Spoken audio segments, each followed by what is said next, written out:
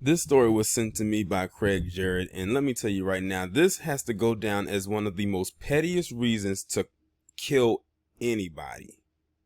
So in this image, you see two people. On the left, you see a man by the name of Hamid Jahangard. I hope I'm pronouncing his name correctly. And it says victim above his picture. And on the right, where it says suspect above his picture, is a man by the name of Brian Schmidt. So Brian got so upset, and it says he's a Georgia attorney. Well, his career is pretty much done after what he did. He's a Georgia attorney, or was a Georgia attorney at this point, who got so upset with the victim, as you can see right here, because what happened was there was they were playing golf, or he was playing golf, and the golf ball flew over and hit Brian's Mercedes, cracking the window. Not the window, the window. And he got so upset at that he went and found this guy and killed him. Let me go ahead and read this article from NBCnews.com. It says an Atlanta attorney has been charged by a grand jury with murder after he allegedly drove into a man who he believed had thrown a golf ball at his Mercedes-Benz. So he ran this man over. He found him and ran him over. Age 60, described as a prominent real estate investor originally from Iran, the Fulton County District Attorney's Office said in a statement.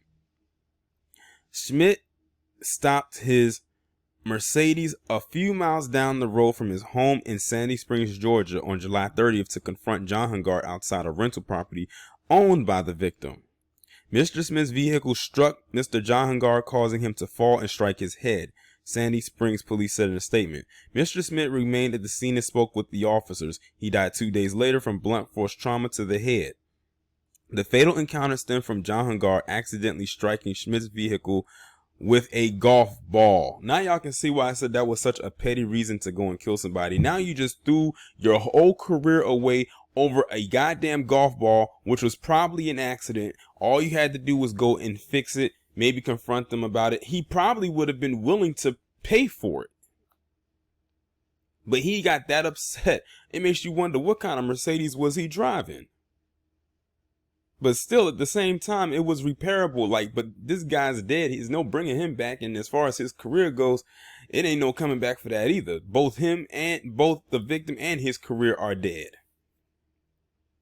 It says, the Atlanta Journal-Constitution, citing court documents, reported that the suspect told authorities he was driving by the rental property when he saw Jahangard lean over a county trash can and make a throwing motion before something hit his sedan. So it sounds to me like maybe he was throwing something into the trash can and it missed, and it might have just hit his vehicle. That's what it sounds like to me. A Sandy Springs police report lists a golf ball as a possible evidence. Schmidt told authorities he made a U-turn to confront the victim, who threw the trash can in the path of his Mercedes, causing him to swerve and accidentally strike Jahangard. But after reviewing security video and car video from a motorist who was behind the suspect, investigators concluded it was a case of murderous rage.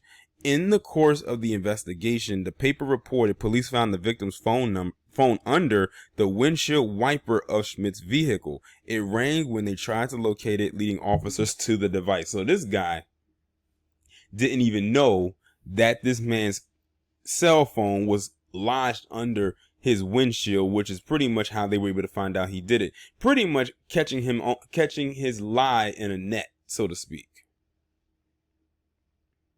Schmidt was arrested on August 12th and remains in jail, which is a good thing. He is listed by the State Bar of Georgia as corporate counsel, first admitted in 2015. So you just threw away a career that you've had for almost 4 years, making very good money, because this guy allegedly threw a golf ball and damaged your car. I would hate to see what he would do if he just littered. I would hate to see what that would have been like. But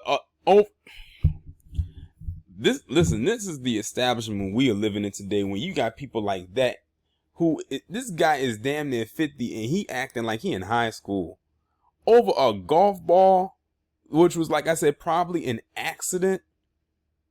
Like I said, I'm pretty sure that if you had told him what happened, he probably would have paid for it. Like, that car must have held a lot of sentimental value to you. And see, in his mind, he probably thought the guy did it on purpose. But to go out there and just run somebody over when it was something that could have just been easily repaired, that's ridiculous. But hopefully he gets everything that's coming to him. I've never heard a story quite like this before, and I've heard many. Y'all let me know what y'all think about this down in the comments, and I will talk to you in the next one.